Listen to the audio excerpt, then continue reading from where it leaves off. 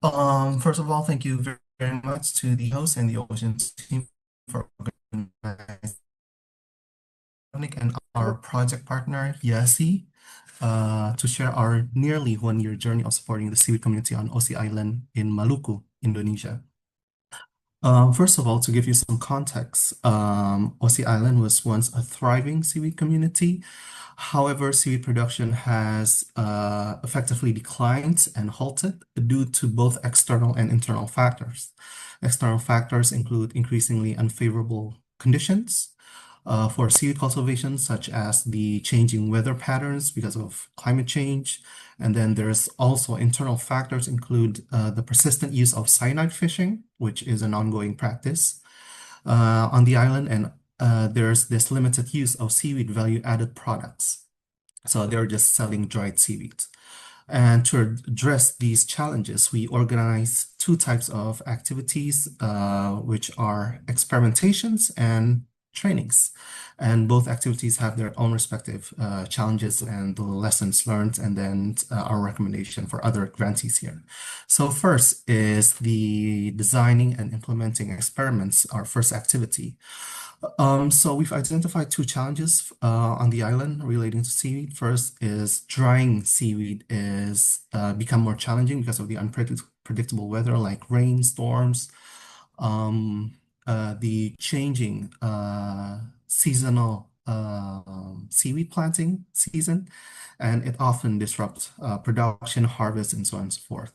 And the second is the activity of protecting the seaweed in the plots has become more challenging because there are debris, waste, and then there's predators like reef fishes, sea turtles, and manatees that eat the seedlings, the seaweed also. And because it is situated in a conservation area, in a marine protected area, essentially farmers are not allowed to do anything like hunting down the sea turtles or the manatees. It's forbidden by law.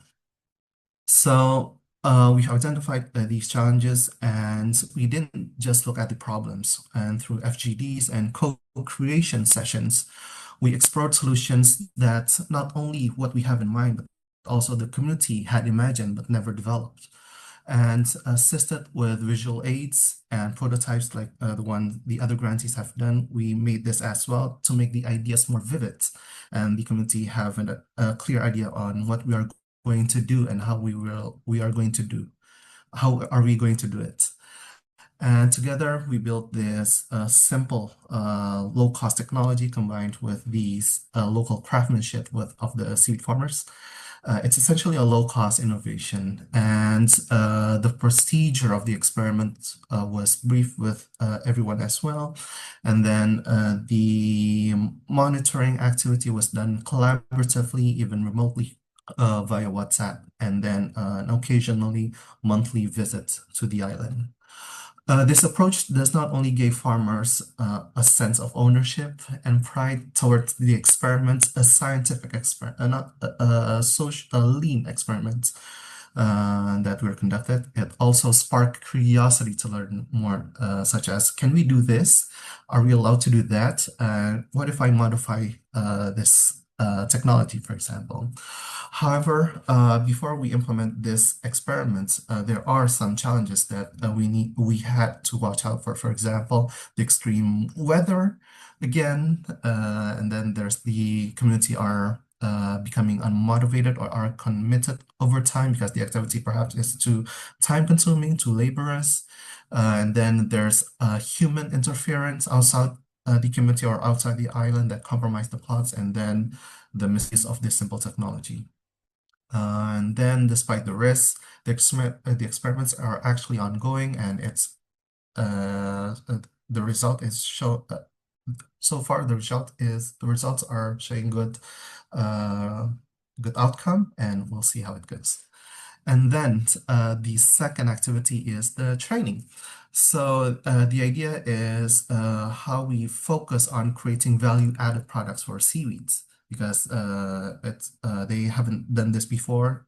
They usually only sell dried seaweed.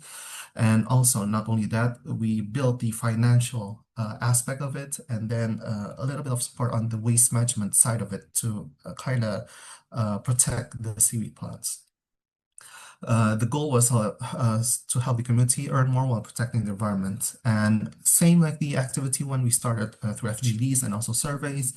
And the challenge was very much designing a curriculum that was practical, engaging, and impactful because although the topic is the same, the approach, the strategy must be tweaked a bit based on the community's needs. And the expert with the trainers and the experts, we've tailored the training content. We provided simple hands-on materials. We also conducted demonstrations. Particularly, the women's group are very excited to cook and create this seaweed value added products. And about several weeks after we conducted this training, it turns out the mothers group has already started selling their own, which is a good indicator for us. And yeah, those are the things that we have conducted. In short, the experiments and the trainings and the slight modification adjustments that we need so that it not only tailored to the community's needs, but also how it left an impact for them and they are motivated themselves to do uh, on what they want to do next. So yes, that concludes our very short presentation, and we'd love to hear your thoughts and feedback on our journey. Thank you.